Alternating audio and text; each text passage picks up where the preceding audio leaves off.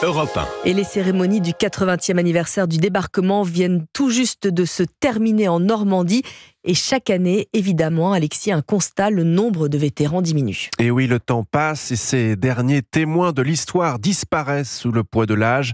Alors inévitablement, dans le futur, il faudra compter sur la nouvelle génération pour ne pas oublier le sacrifice et le dévouement de ces héros. C'est pourquoi, depuis 2 ans, une école de jeunes porte-drapeaux s'est créée à Aurillac, dans le Cantal.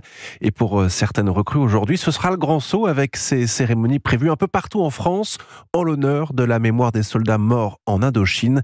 Le reportage de Jean-Baptiste Marty. Présentez, armes. Drapeau tricolore en main, Jules et ses 5 camarades répètent une dernière fois le protocole face au monument aux morts. Il reproduit les gestes à la lettre grâce aux précieux conseils de Jean Canal, ancien parachutiste devenu porte-drapeau. Quand on a ordre de baisser le drapeau, on le met dans l'ouvrier puis on le met carrément à l'horizontale. Pour la première fois, le collégien de 13 ans va brandir les couleurs de la France pour la cérémonie de ce samedi. De la fierté, je ressens. Une fierté partagée par Robert, porte-drapeau et président de la 914e section de la médaille militaire d'Aurillac et du Cantal. On est très heureux que la jeunesse du Cantal et de France participe à la reprise des drapeaux parce que nous on vieillit évidemment tous. À l'issue de la cérémonie, les 5 jeunes recevront un diplôme. Depuis 2022, une cinquantaine d'autres adolescents ont déjà été formés à porter le drapeau tricolore.